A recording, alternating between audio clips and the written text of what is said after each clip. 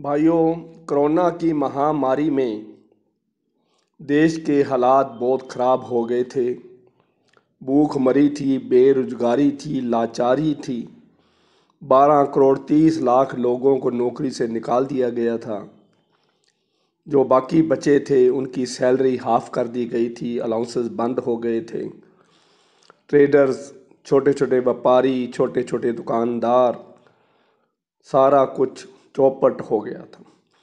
तो उस समय में चाइनीज़ ऐप्स, लोन ऐप्स कहकर वो हमारे देश में आई और लोन की ऑफ़र लगाई और बड़े हाई इंटरेस्ट रेट पर मजबूर लोगों को मजबूरी में उधार लेना पड़ा।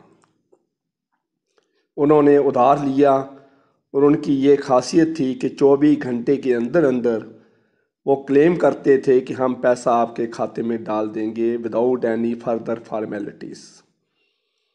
बहुती प्रोसेसिंग नहीं थी, फॉर्मेलिटीज़ नहीं थी, टाइम कंज्यूम नहीं होता था। मजबूरी में लोगों ने रोटी के लिए, बीमारी के लिए, कई दुख सुख के लिए पैसा उठाना पड़ा। और चाइनीज़ ऐप ने $3 बिलियन का ट्रेड किया इंडिया में एक साल में। ये इंडिया टुडे मैगज़ीन का जो आर्टिकल है, जो एडिटोरियल है, वो मैं आपको दिखा रहा हूँ वीडियो में। और भी कई सोर्सेज से मैंने ये डाटा उठाया है। और चाइनीज़ ऐप्स ने भारतीय लोगों को, मजबूर लोगों को कोरोना की महामारी के बीच में लूटा है, बहुत लूटा है। अब सरकार ने, रिज़र्व बैंक ऑफ इंडिया ने इनके ऊपर बैन लगा दिया है। एक तो चाइनीज़ ऐप्स बैन हो गई हैं, लेकिन लोन ऐप्स जो चल रही थी और धंधा अपना चला रही थी, और इसके अलावा लोन ऐप्स के नाम में भी बहुत चालाकी इस्तेमाल करी है।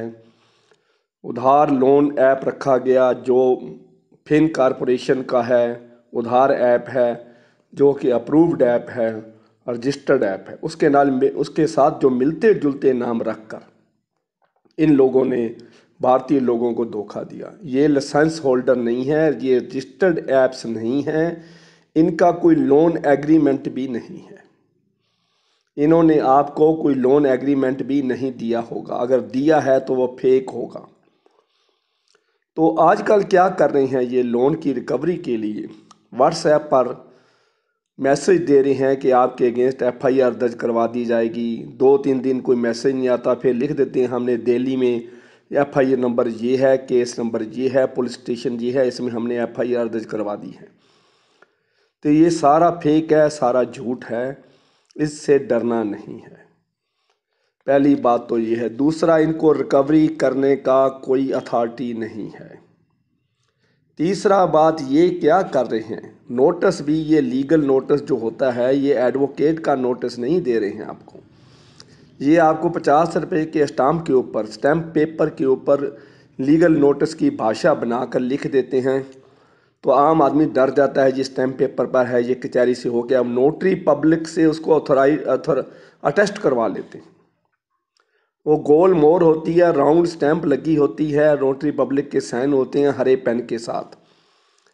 50 रुपये का स्टाम्प है। अनपढ़ आदमी जो होता है, जिनको नॉलेज नहीं है कानून की, वो डर जाता है, ये लीगल नोटिस है, ये कोर्ट से आया है, पता नहीं क्या हो गया है।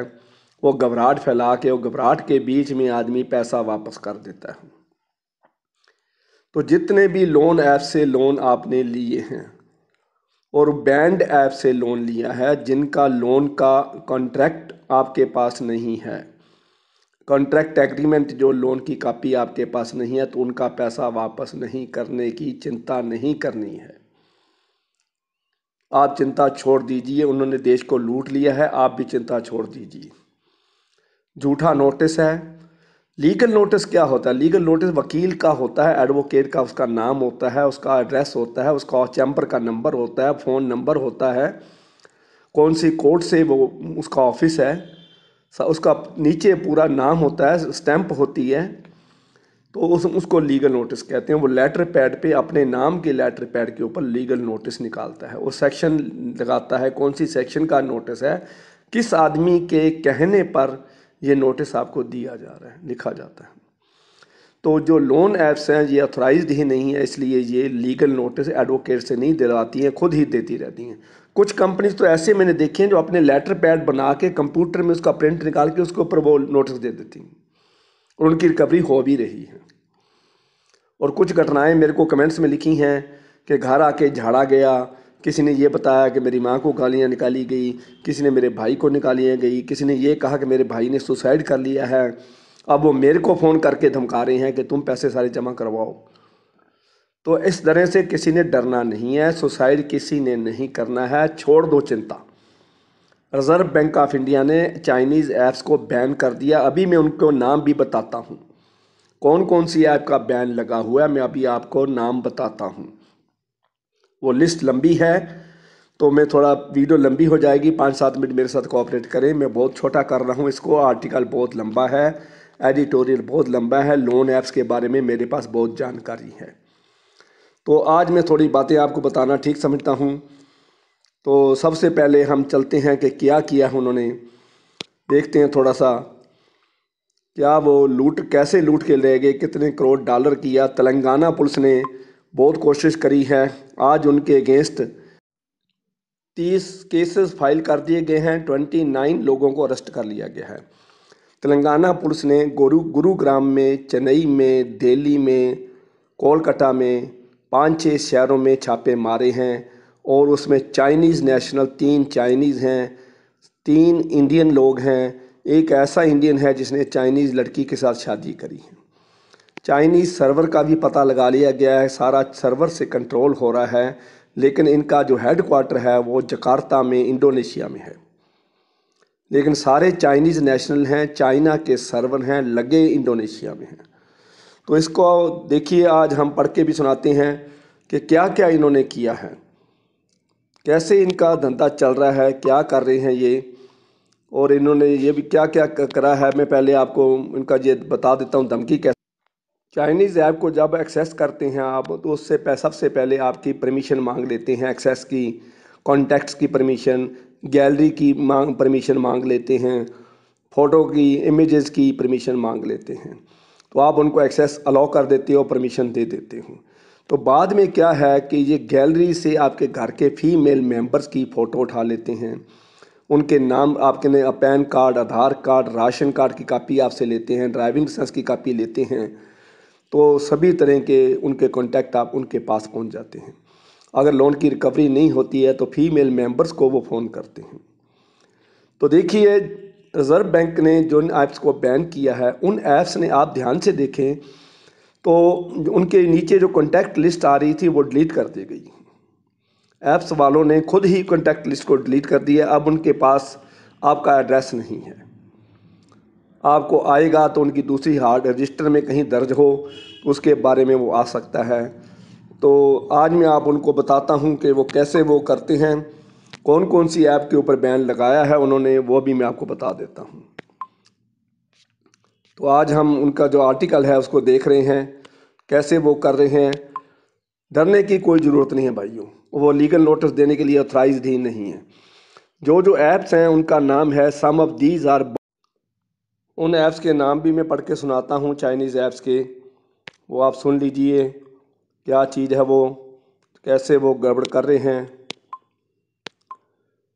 तो वो है bubble loan, cash bean rupee factory, Paisa loan, snap loan, in need rupee plus, pan loan, cash port, वो पैसा, gold ball, okay cash, Udhaar loan, go cash, flash cash, cash loan, one hope and बिल्ली cash. तो ये सारा कुछ आपने note कर लिया है। तो ये सारी ऐप्स हैं जिन्होंने गड़बड़ मचाई है, देश में लाखों लोगों को लूट लिया है, करोड़ों रुपए का घपला कर दिया है।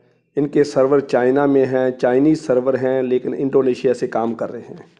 तो दोस्तों, बात ख़त्म करने वाली यही है कि इनसे डरने की कोई ज़रूरत नहीं है। इनके पास कोई अथॉरिटी नहीं है, इनके पास कोई लीगल पावर नहीं है, ये पुलिस के पास नहीं जा सकते, ये कुछ नहीं कर सकते। इनका रिकवरी एजेंट आता है तो उसकी शिकायत कर सकते हैं आप, रिज़र्व बैंक के ऊपर कर सकते हैं, गूगल पोर्टल पे जाके गूगल पे शिकायत कर सकते हैं। आप गूगल पे जाएंगे तो इनके बारे में भी लिखा हुआ है, रिज़र्व बैंक ऑफ इंडिया के साइट पे जाएंगे तो भी इनके बारे में लिखा हुआ है। इन पुलिस को भी आप रिपोर्ट कर सकते हो, कोर्ट में जाके इनके ऊपर केस भी कर सकते हो। इनसे डरने की कोई ज़रूरत नहीं है। ये 10,000 15,000 रुपये के एम्प्लॉइज़ हैं। ये रिकवरी एजेंट आते हैं, बहुत रोब्स के साथ आते हैं। इनके जो ध्यान से देखोगे कमीज के नीचे बनैन भी डाली नहीं होती है, कपड़े के बूट पहने होते हैं, कमीज के नीचे बनैन नहीं होती है। 70% रिकवरी एजेंट ऐसे मैंने देखे हैं कमीज के नीचे बनैन ही नहीं है। तो इनसे डरने की कोई ज़रूरत नहीं। कपड़े के बूट पहने होते हैं, 10,000 12,000 15,000 पे वाले लोग हैं। ये मजबूरी में मालिक जैसे बोलता है उन वो भाषा आपके साथ बोल देते हैं। तो इनके अगेंस्ट कार्रवाई करी जा सकती है, सब कुछ किया जा सकता है। ये फेक मैसेज देते हैं, व्हाट्सएप पर फेक मैसेज दे के डरा रहे हैं, झूठा स्टाम्प लेके, झूठा लीगल नोटिस है, झूठी धमकी है, पुलिस की झूठी FIR की धमकी है, सारा कुछ झूठा है। तो आपने जिन जिन लोगों ने लोन लिया है मुझे कमेंट्स में लिखें, कौन कौन से रिकवरी एजेंट, किस किस कंपनी के रिकवरी एजेंट ने आपको फ़ोन किया है, किस किस लोगों ने गालियां निकाली हैं, कौन सी ऐसी कंपनी है। मैं रिज़र्व बैंक ऑफ इंडिया की गाइडलाइन से उनके ऐप्स के नाम निकाल कर, रिकवरी एजेंट्स के नाम निकाल कर मैं आपको कर, आपके पास फ़ोन की रिकॉर्डिंग है वो संभाल के रखी है कि ज़रूरत पड़ी तो हम आपसे लेके वो सुनाएंगे लोगों को। अगर आप वॉइस मैसेज भेज सकते हो, रिकॉर्डिंग आपके पास है तो मुझे भेजिए, कमेंट्स के बीच में अटैच करिए तो मुझे सारा कुछ पता चल जाएगा। नहीं है तो मेरा ईमेल एड्रेस आपके पास है, नहीं मेरा ईमेल एड्रेस मिल रहा है तो unitedbankmanunion@gmail.com, जो मैंने बैंक की यूनियन बनाई है, United bank man BANKMEN bankmanunion@gmail.com, जहाँ पर आप ईमेल डाल के मुझे वॉइस रिकॉर्डिंग भेज दीजिए जो रिकवरी एजेंट ने डराया है।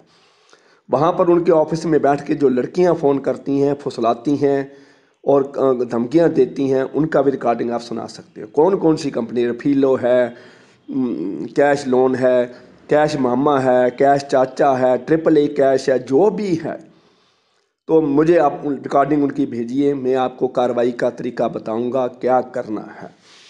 और मुझे कमेंट्स में लिखिए कि क्या ये वीडियो आपके लिए लाभवंद है, फ़ायदेमंद है, क्योंकि मैं बैंकिंग की वीडियो बनाता आ रहा हूँ।